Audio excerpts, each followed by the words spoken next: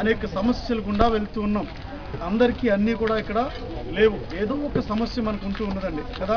ఒకరికి ఇల్లు లేదు, ఒకరికి సరైన ఆహారము లేదు, సరైన వస్త్రము లేక కొంతమంది, బిడ్డలు లేక కొంతమంది, అనేక పరిస్థితులు గుండా వెళ్తున్న అనేక ప్రజలకు ప్రభువారిచ్చే వాగ్దానం ఏంటంటే, కృంగిన వారిని లేవనెత్తేవాడు దేవుడు మన యేసు ప్రభు అని రాత్రి ప్రభు మాట్లాడుతున్నాడు ప్రియులారా. అయితే ఈ మాటను ఎవరు చెప్తూ ఉన్నారంటే, ఎవరు బైబిల్ గ్రంథంలో ఎవరు ఒప్పుకుంటున్నారు ఈ మాటను అంటే ఒకసారి మనం చూద్దామండి.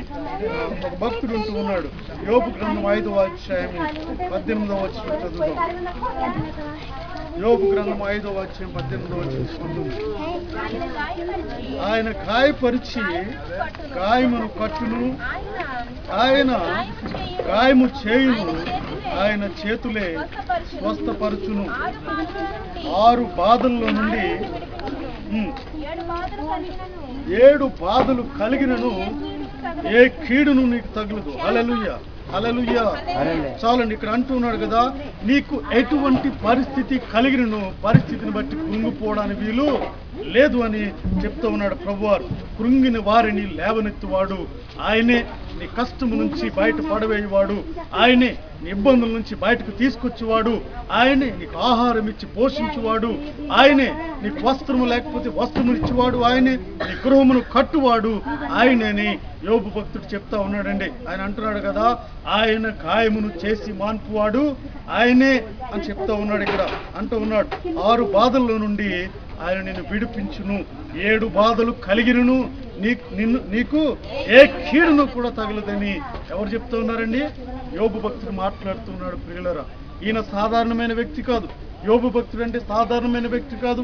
ఆయన అంటే అతి సంపదతో కూడిన వ్యక్తి, సిరి సంపదలతో తొలతూగిన వ్యక్తి. ఆయన బహుమంది పనివారిని కలిగిన వ్యక్తి.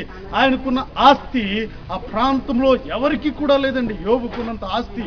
అయితే అంత ఆస్తిమంతుడైన యోబు జీవితంలో ఒక్కసారి మరి ఆపద కలిగినప్పుడు, ఒకేసారి మరి దుఃఖము కలిగినప్పుడు, ఆయన జీవితం అంతా కూడా చిన్నాభిన్నమైపోయినప్పుడు, రోడ్డు మీదకి రావాల్సిన పరిస్థితి వచ్చినప్పుడు ప్రియులారా, ఆయన అంటూ ఉన్నాడు కదా, కృంగిన వారిని లేవనెత్తువాడు ఆయనే అని చెప్తా ఉన్నాడు. ఎందుకంటే నేను కృంగి ఉన్నాను, నేను పడిపోయి ఉన్నాను, నా కుటుంబంలో అనేక మంది నన్ను పలకరించే వారు ఇప్పుడు లేరు ఎవరు కూడా.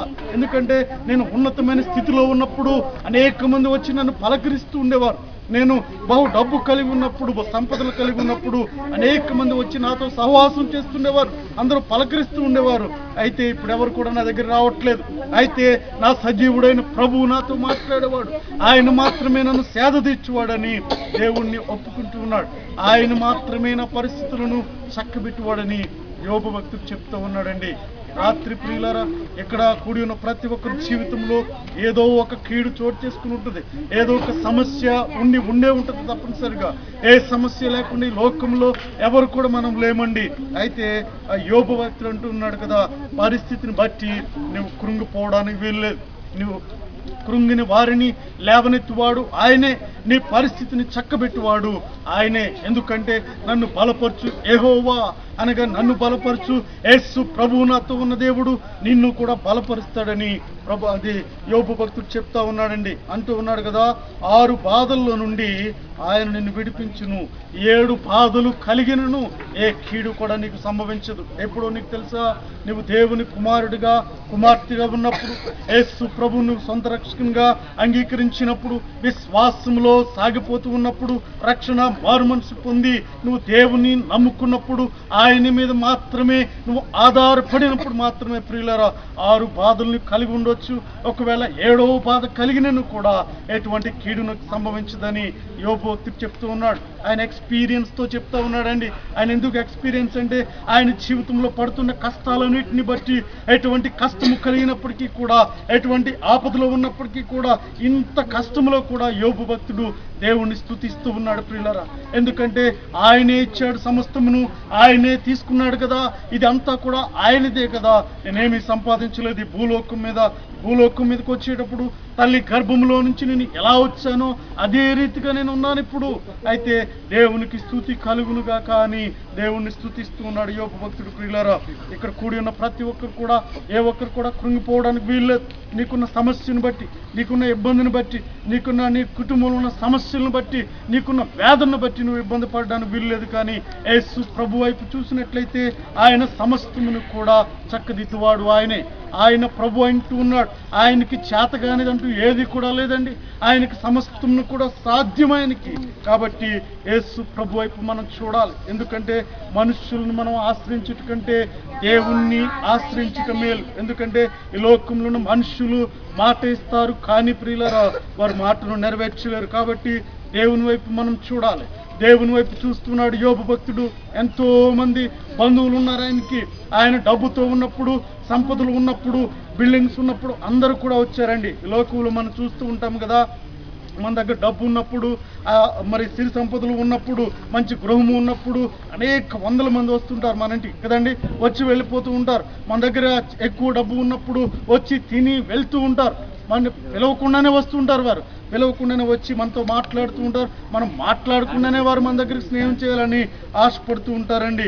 ఎప్పుడైతే మన ఆస్తులు మనం పోగొట్టుకున్నామో, ఎప్పుడైతే మనము దుఃఖంలో ఉంటూ ఉన్నామో, ఎప్పుడైతే మనము సరైన పరిస్థితులు గుండా వెళ్ళలేకపోతున్నామో, మనకున్న ఆస్తి పోయిన తర్వాత మన వారే మనతో మాట్లాడరు. మన దగ్గర వారు కూడా మన లెక్క చేయకుండా వెళ్ళిపోతూ ఉంటారు, తోసివేస్తూ ఉంటారు. ప్రియులరా, అటువంటి సమయంలో యేసు ప్రభు ఒక్కరు మాత్రమే ఆదరించి దేవుడు. మన దేవుడైన ప్రభువు మాత్రమే నిన్ను నన్ను ఆదరించి దేవుడు అంటూ ఉన్నాడు కదా, తల్లి తండ్రి నిన్ను విడిచినను నిన్ను నేను విడువను ఎడబాయనని యేసు ప్రభు వారు చెప్తా ఉన్నాడు. ప్రియులారా, ఈ రాత్రి వాక్యం వింటున్న నీవు గమనించాలేంటంటే మనుషుల మీద ఆధారపట్టు వ్యర్థము, భర్త మీద భార్య ఆధారపట్టు వ్యర్థము, భర్త భార్య మీద ఆధారపట్టు వ్యర్థము, బిడ్డలు తల్లిదండ్రుల మీద ఆధారపట్టు వ్యర్థము అంటున్నాడు సొలొమోను భక్తుడు అంటూ ఉన్నాడు కదా.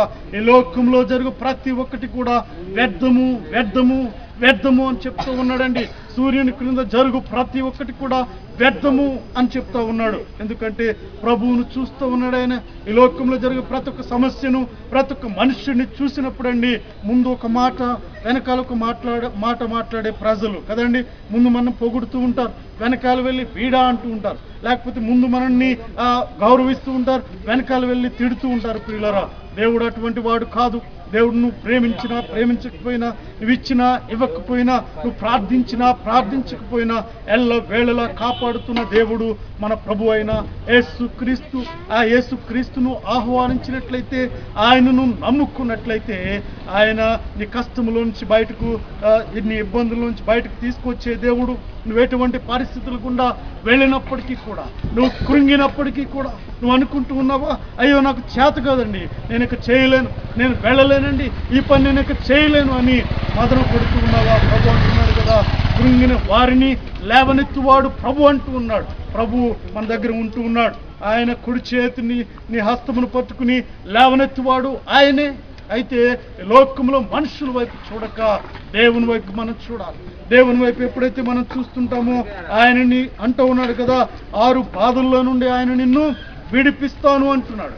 ఒకవేళ 7వ బాధ నిన్ను ఆవరించి ఉన్నప్పటికీ కూడా, 7వ బాధ నిన్ను సంక్రమించి ఉన్నప్పటికీ కూడా, నిన్ను ఏదో ఒక తెలియని ఇబ్బంది పడగొడుతున్నప్పటికీ కూడా ప్రియులరా అంటున్నాడు కదా, ఏ కీడును కూడా నీకు సంభవించదు. ఎందుకంటే ఏ కీడును నిన్ను సంభవించకుండా, నిన్ను తాకకుండా, నిన్ను పడగొట్టకుండా నిన్ను కాపాడుతాను, నిన్ను కాపాడువాడు కునుకడు నిద్రపోడు అని చెప్పిన దేవుడు మన ప్రభు అంటున్నాడు. ప్రియులరా, ఆయన కునుకడము అనే మాట పక్కన పెడితే, ప్రియులరా పడుకోడు నిద్రపోవడం అనే మాట పక్కన పెడితే, కునుకడము కూడా ఆయనకు చేత కాదు అని అర్థం. ప్రియులరా, చేత కాదు అంటే ఆయన కునుకడానికి కూడా ఇష్టపడడు. ఎందుకంటే ఒక్క నిమిషం లేక ఒక సెకండ్ ఆయన కునికినట్లయితే మన జీవితాలు తారుమారైపోతాయండి, మన జీవితాలు చిన్నాభిన్నం అయిపోతాయి ప్రియులరా. కాబట్టి అగాధములు మనం పడిపోతాం. కాబట్టి ఒక్క సెకండ్ కూడా ఆయన కునుకకుండా నిన్ను కాపాడుతూ ఉంటూ ఉన్నాడు. నిన్ను నన్ను ఆయన అరచేతుల మీద ఎత్తుకుని పట్టుకుంటూ ఉన్నాడు. ప్రియులరా, ఆయన అంటున్నాడు, నిన్ను శాశ్వతంగా ప్రేమిస్తున్న దేవుడును నేనే అని చెప్తా ఉన్నాడు ప్రభువారు. నేను తప్ప వేరొక దేవుడు నీకు లేడు, నేను తప్ప నీకు వేరొక దేవుడు ఉండకూడదు అని ప్రభువారు చెప్తా ఉన్నాడు. అందుకే యోబు భక్తుడు అంటూ ఉన్నాడు కదా, నన్ను కాపాడు దేవుడు నా పక్కనే ఉంటూ ఉన్నాడు. ఎన్ని బాధలు కలిగినను, ఎన్ని ఇబ్బందులు కలిగినను, నేను ఆకాశం పైన అనగా ఉన్నతమైన శిఖరాల పైన కూర్చున్నవాడును, అయితే అతి సిరి సంపదలతో ఉన్నవాడునైన నేను ఇటువంటి పేదరికంలోకి వచ్చిన పరిస్థితుల్లో కూడా ఎటువంటి రీతిగా కూడా కృంగిపోకుండా, మదన పడకుండా, దేవుణ్ణి దూషించకుండా యేసు ప్రభువుని అనగా దేవుణ్ణి స్తుతిస్తూ ఉన్నాడండి. ఆయన మనమైతే ఏం చేస్తామమ్మా, ఏదైనా ఒక ఇల్లు ఉన్నప్పుడు ఇల్లును పోగొట్టుకున్నట్లయితే దేవుణ్ణి దూషిస్తూ ఉంటాం. ఏదైనా బిడలను కలిగి ఉన్నట్లయితే, బిడలను పోగొట్టుకున్నట్లయితే దేవుణ్ణి దూషిస్తుంటాం. మన ఆస్తి ఐశ్వర్యాలు పోగొట్టుకున్న నష్టం వచ్చినప్పుడు ఏం చేస్తూ ఉంటామంటే, దేవుడు నాకే ఈ కష్టాన్ని ఇవ్వాలా అని దేవుణ్ణి మనం దూషిస్తుంటాం.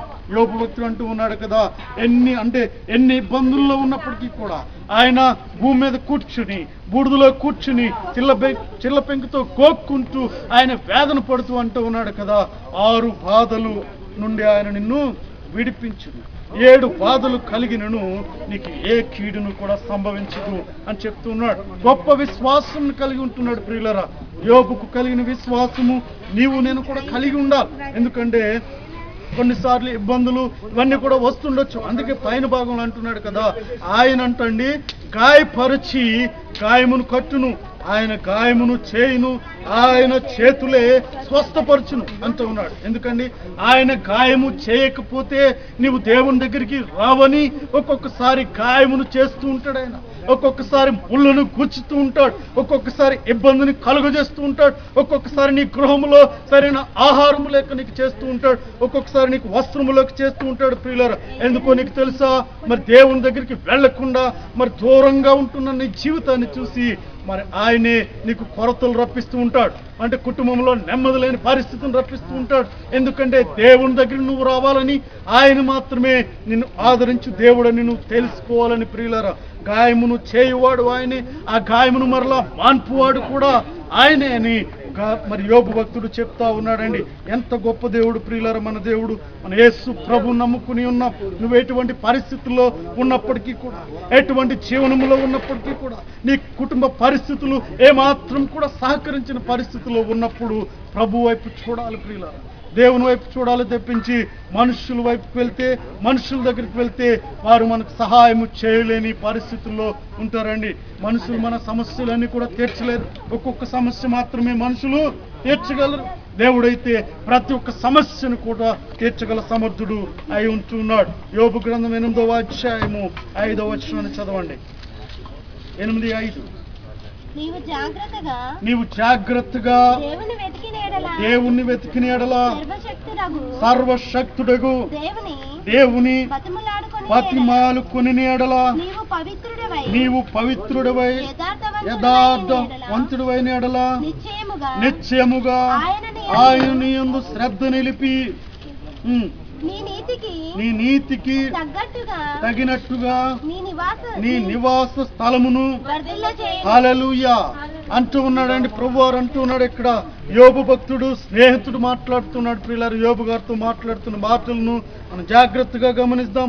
నీవు జాగ్రత్తగా దేవుణ్ణి వెతికిన ఎడల, ఒకవేళ నీ పరిస్థితులు బాగోలేవా, నీ జీవితంలో అతి కష్టం మీద ఉన్నావా, నీ జీవితము గడవడానికే కష్టంగా ఉంది కదా, ఒక పూట భోజనం చేయడానికి కూడా కష్టమైన పరిస్థితుల్లో ఉన్నావా, అయితే అంటున్నాడు కదా, నీవు జాగ్రత్తగా దేవుని వెతికిన ఎడల, సర్వశక్తుడకు దేవుణ్ణి బతిమాలుకుని ఎడల, నీవు పవిత్రుడివై యథార్థవంతుడివైన ఎడల నిత్యముగా ఆయన నీ యందు శ్రద్ధ నిలిపి నీ నీతికి తగినట్టుగా నీ నివాస స్థలమును వర్ధిల్ల చేయును. నువ్వు ఉన్న స్థితి కంటే హెచ్చు స్థితిలోకి నిన్ను తీసుకువెళ్తాడు దేవుడు. నిన్ను అత్యధికంగా ఆశీర్వదించే దేవుడు మన ప్రభు అంటూ ఉన్నాడు. ఎందుకు మనం ఏం చేయాలండి? ఆయన జాగ్రత్తగా వెతకాలి. ఆ నీతిమంతుని జాగ్రత్తగా వెతకాలి ప్రియులరా. సర్వశక్తులకు దేవుణ్ణి మనం ఏం చేస్తూ ఉండాలండి? బ్రతిమిల్లాడుకుంటూ ఉండాలి. బ్రతిమిల్లాడుకుంటూ మనకు ఏదైనా సహాయం కావాల్సి వచ్చినప్పుడు, మరి ఏదైనా డబ్బు అవసరము కావాల్సి వచ్చినప్పుడు మన పై అధికారులు ఎలా బ్రతుకులాడుకుంటామండి? ఈ వారం తప్పనిసరిగా నాకు డబ్బులు కావాలండి, ఈ వారము ముందుగా ఒక దినం ముందే నాకు కావాలండి, ఎందుకంటే మా గృహంలో మరి ఈ కూడిక ఉంది, లేకపోతే వివాహం ఉందండి, ఏదో ఒక ఫంక్షన్ ఉందండి, నాకు తప్పనిసరిగా ఇవ్వండి. అనేక సార్లు బ్రతుకులాడుతాం, ఒక్కసారికి బదులు 100 సార్లు అడుగుతాం. అయితే అవసరమైతే ఫోన్ చేసి మరి అడుగుతుంటారు, ఈ రోజు తప్పనిసరిగా నాకు డబ్బులు ఎలాగైనా కావాలండి, మీరు సహాయం చేయండి అని అడుగుతుంటారు. ప్రియులారా, బైబిల్ ఏం చెప్తుందంటే మనుషులను ఆశ్రయించవద్దు, మనుషులను బ్రతిమలాడొద్దు, కానీ దేవుణ్ణి బ్రతిమలాడిన యెడల నీకు సహాయం చేయవాడును నీ దగ్గరికి పంపిస్తాడట. నీకు సహాయము ఎవరైతే చేయాలనుకుంటున్నావో వారి ద్వారా ద్వారము తెరుస్తాడు. ప్రియులారా, నీకు కావలసిన అవసరమును ఆయన అంటున్నాడు యోబు భక్తుడు, స్నేహితుడు అంటున్నాడు. అందుకే నువ్వు జాగ్రత్తగా దేవుణ్ణి వెతకాలంట. జాగ్రత్తగా దేవుణ్ణి వెతికి సర్వశక్తుడైన దేవుణ్ణి ఏం చేయాలండి? బ్రతిమిల్లాడుకోవాలి. అయ్యా, నన్ను మన్నించండి ప్రభువా, నా జీవితంలో నేను చేసిన తప్పులను బట్టి నన్ను మన్నించండి ప్రభువా, ఇక్కడి నుంచి నా జీవితం అలా ఉండదు నాయనా, నా జీవితం మార్చుకుంటున్నానని ప్రభువుకు మరి నేను మాదిరికరంగా ఉంటానని మన జీవితాన్ని అర్పించుకోవాలండి. అర్పించుకుని ఆయన్ని బ్రతిమలాడుకుంటూ ఉండాలి. 6వ వచనం చదవండి. 6వ వచనము, నీవు పవిత్రుడు యథార్థవంతుడు అయిన యెడల నిశ్చయముగా ఆయన నీ యందు శ్రద్ధ నిలిపి నీ నీతికి తగినట్టుగా నీ నివాస స్థలమును వర్ధిల్ల చేయును. అప్పుడు నీ స్థితి మొదట కొద్దిగా నుండి నేను తుదకు నీవు మహావృద్ధి పొందేదు. హల్లెలూయా. ఏమంటూ ఉన్నాడండి? ఇప్పుడు నీ స్థితి ఏమీ చేతగాని స్థితిలోనూ ఉన్నప్పటికీ కూడా తుదకు నువ్వు ఎలా ఉంటావండి? మహా అభివృద్ధి పొందుతావు. ఒక దినమున అంతా చూసిన వారంతా కూడా ఇతనేనా, ఆ దినాన్ని నేను చూసిన అతను ఇతనేనా, అక్కడ నివాసం చేసే అతను ఇతనేనా అని మాట్లాడుతుంటారు. ఎప్పుడో నీకు తెలుసా? దేవుణ్ణి బ్రతిమిల్లాడినప్పుడు, దేవుని యెడల భయమును భక్తిను కలిగి ఉన్నప్పుడు ప్రియులారా, తుదకు అనగా ఇప్పుడు కొంచెం స్థితిలోనూ ఉన్నను, ఇప్పుడు ఉండడానికి స్థలము లేకున్నను, తుదకు ఎలా ఉంటామండి? మహా అభివృద్ధి పొందుతావు. దేవుని యెడల విశ్వాసమును ఉంచి ముందుకు సాగినట్లయితే అని చెప్తా ఉన్నాడు. ప్రభు స్థితిని ఇక్కడ తెలియజేస్తూ ఉన్నాడు. ప్రియులారా, మన క్రైస్తవ జీవితము, దేవుణ్ణి నమ్ముకున్న ప్రతి ఒక్కరు కూడా, ఎవరైనా ఒకవేళ దేవుణ్ణి నమ్ముకోని జనం ఉన్నప్పటికీ కూడా యేసు ప్రభు వైపు చూసినట్లయితే ఆయన మాత్రమే రక్షకుడు. నువ్వు నమ్మిన యెడల ఈ రాత్రి నీ స్థితి నుంచి ఇప్పుడు నువ్వు కొద్దిగా ఉన్నను, ఈ రాత్రి నీకు ఏమీ చేతగాని పరిస్థితిలో ఉన్నను, నీ కుటుంబము ఎంతో బాధల్లో ఉన్నప్పటికీ కూడా ప్రభు అంటున్నాడు కదా, తుదకు రేపటి దినమున నిన్ను ఆశీర్వదించబోతున్నానని ప్రభు వారు చెప్తా ఉన్నారండి. యోబు గ్రంథం 9వ అధ్యాయము 4వ వచనాన్ని చదవండి. 9:4 ఆయన మహావివేకి, అధిక బల సంపన్నుడు, ఆయనతో పోరాడ తెగించి హాని నొందదగిన వాడెవడు? వాటికి తెలియకుండా పర్వతములను తీసివేయువాడు ఆయనే, ఉగ్రత కలిగి వాటిని బోర్లదోయేవాడు ఆయనే, భూమిని దాని స్థలములో నుండి. చాలండి అంటూ ఉన్నాడు యోబు భక్తుడు. ప్రియులారా, ఆయన గొప్పతనమును కూర్చి చెప్తా ఉన్నాడండి. ఆయన అంటున్నాడు కదా, ఆయన మహా వివేకి, మహా జ్ఞానవంతుడు దేవుడు, నీకంటే నాకంటే కూడా ఉన్నతమైన వ్యక్తి ఆయన, నా సర్వశక్తిమంతుడని యోబు ఒప్పుకుంటూ ఉన్నాడండి. ఆయన అంటున్నాడు, ఆయనతో పోరాడదగించి హాని నొందదగిన వాడు ఎవడు అంటూ ఉన్నాడు. ఆయనతో వాద్యమాడి మరి కింద పడకుండా ఉన్నవాడు ఎవడు అని మాట్లాడుతున్నాడు. ప్రియులారా, అంటూ ఉన్నాడు కదా, నీ జీవితంలో నీకున్న కష్టము ఇక పోదు అని నువ్వు అనుకుంటున్నావా? ఆ కష్టము నీకు తెలియకుండానే తీసివేయి దేవుడు, మన దేవుడు ఈ రాత్రి నీతో మాట్లాడుతున్నాడు. నువ్వు అనుకుంటున్నావా నా జీవితం ఇక చక్కబడదు, నా పరిస్థితికి చక్కబడదు, నా సంసారం ఇంతే, ఎవరు బాగు చేయలేరు నా కుటుంబాన్ని నువ్వు అనుకుంటున్నావా?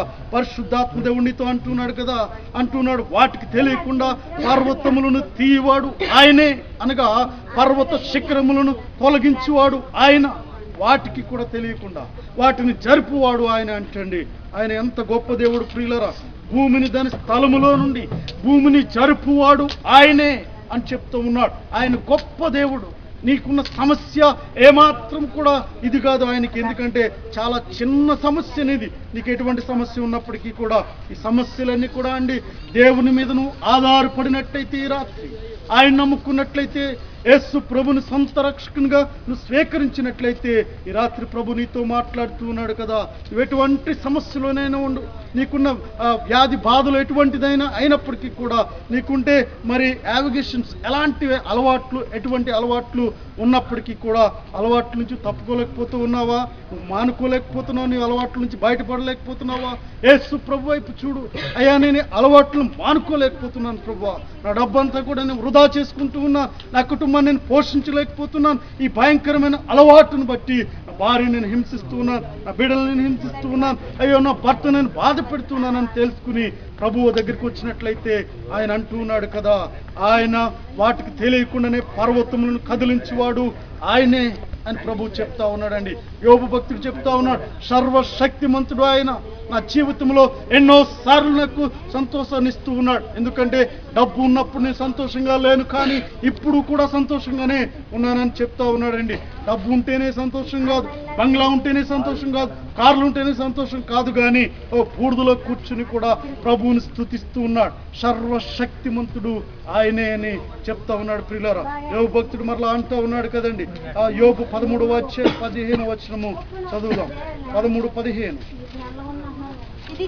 ఇదిగో ఆయన నన్ను చంపినను నేను ఆయన కొరకు కనిపెట్టుచున్నాను, ఆయన సన్నిధిని నా ప్రవర్తన న్యాయమని రుజువు పరుచుదును. చాలండి, ఇక్కడ యోబు భక్తుడు అంటూ ఉన్నాడండి, ఓ నన్ను చంపినను కూడా నేను ఆయన కొరకు కనిపెట్టుచున్నాను, నన్ను బాధ పెట్టినను కూడా నేను ఆయన స్తుతిస్తూ ఉన్నాను, నాకు ఎటువంటి కష్టం వచ్చినను కూడా నేను దేవుని సన్నిధికి వెళ్లకుండా మానను అని తీర్మానం చేసుకుంటూ ఉన్నాడు. మన జీవితాల్లో ఏదైనా చిన్న కష్టం వస్తే మందిరానికి వెళ్ళడం మానేస్తాం, ఏదైనా కష్టం వచ్చినప్పుడు, దుఃఖం వచ్చినప్పుడు, ఏదైనా పోగొట్టుకున్నప్పుడు మందిరానికి వెళ్ళడం మానేస్తాం, దేవుని సన్నిధికి వెళ్లకుండా నెగ్లెక్ట్ చేస్తుంటాం. ప్రియులారా, యోబు భక్తుడు అంటున్నాడు కదా, నన్ను చంపినను కూడా నిన్ను స్తుతించుట నేను మానను అని యోబు భక్తుడు అంటూ ఉన్నాడు. నేను ఆయన కొరకు కనిపెట్టుచున్నాను, ఆయనే సర్వశక్తిమంతుడని తెలుసుకుని మాట్లాడుతున్నాడు. పిల్లరా, ఎంత గొప్ప దేవుని మనం కలిగి ఉన్నామండి. ఒక దినాన యోబు భార్య అంటూ ఉంటది కదండి, నీకేమైనా సిగ్గుందా అంటూ ఉన్నది. ఏమంటూ ఉన్నదండి, నీకేమైనా సిగ్గుందా అన్నట్టు మాట్లాడుతూ ఉంది. ఎంతో ఐశ్వర్యాల్లో ఉండవలసిన మనము, పెద్ద బిల్డింగ్ లో కాపురం చేయాల్సిన మనము ఈ రీతిగా ఈరోజు రోడ్డు మీదకి వచ్చేసి ఇక్కడ ఏమీ దిక్కులేని పరిస్థితుల్లో కూర్చుని అడుక్కునే స్థితిలో మనం ఉన్నాం. ఏమైనా సిగ్గుంటే ఒక్కసారి ఆ దేవుణ్ణి మరి ఏమంటుందండి, నిందించి దూషించి చనిపో, నువ్వు నాకు అవసరంలే. ఏమంటుందండి, భార్య పక్కన ఉండాల్సిన భార్య కష్టం వచ్చినప్పుడు భార్య భర్త పక్క నుండి వెన్ను తట్టాలి. ప్రియులారా, భార్య అయిన వారు ఎవరైనా కూడా ఏం చేయాలంటే అండి, భార్య అను మాటకు అర్థం ఏంటంటే సహాయము అని అర్థము. బైబిల్ గ్రంథం చెప్తా ఉంది కదా, భార్య అంటే సహాయం అని అర్థము. అయితే భర్తకు ఎల్లవేళలా కూడా సహాయకారిగా ఉండాలి. వారిని డిస్టర్బ్ చేయడం కాదు, హింసించడము కాదు ప్రియులారా, వారిని విసిగించడం కాదు, కానీ భర్తను ఓదార్స్తూ వెన్ను తడుతూ, ఓ నేను నీ పక్కనున్నానని చనిపోయే వరకు కూడా భర్తను ఓదార్స్తూ వెన్ను తట్టుతూ ఉండాలి ప్రియులారా. అదే నిజమైన భార్యగా బైబిల్ గ్రంథము చెప్తా ఉంది. ఇక్కడ యోబు భార్య అంటూ ఉన్నదండి. ఎందుకంటే బాగా డబ్బుతో ఉన్నప్పుడు, ఐశ్వర్యాలతో ఉన్నప్పుడు సంతోషంగా ఉంది, కానీ ఐశ్వర్యం పోయిన తర్వాత, ఒక దినము కష్టం వచ్చిన తర్వాత ఏం మాట్లాడుతుందండి, దేవుని దూషించి చచ్చిపో, ఈ జీవితం మాకొద్దు, నువ్వు చచ్చిపో, మమ్మల్ని కూడా చంపే అన్నట్టు మాట్లాడుతుందండి. యోబు అంటూ ఉన్నాడు కదా, అయ్యో మూర్ఖురాలు మాట్లాడినట్టు మాట్లాడట తగదు, వారెవరో మాట్లాడినట్టు మాట్లాడు తగదు.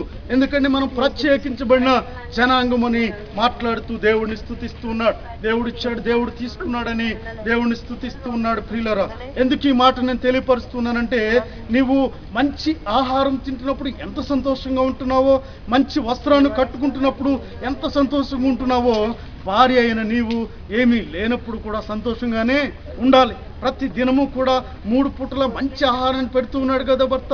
అయితే ఒక్క పూట ఎప్పుడైనా కొంచెం తక్కువ అయినంత మాత్రాన వారిని నిందించడానికి వీల్లేదు, వారిని హింసించడానికి వీల్లేదు, వారిని డిస్టర్బ్ చేయడానికి వీల్లేదండి. అలాగని భర్త కూడా భార్యను ప్రేమించాలి, వారికి కావలసిన ప్రతి ఒక్కటి కూడా చూసుకుంటూ ముందుకు తీసుకువెళ్తూ ఉండాలి. కుటుంబమును పోషించాల్సిన బాధ్యత భర్తదై ఉంటున్నది కదా. అందుకని భార్య భర్త కూడా ఇరువురు విశ్వాసములు ఎదుగుతున్నట్లయితే, దేవుణ్ణి చూస్తూ ఉన్నట్లయితే మరి భయమును భక్తిని కలిగి ముందుకు సాగుతారు. వారి జీవితంలో ఎటువంటి అవరోధాలు కూడా ముందుకు రావు ప్రియులరా.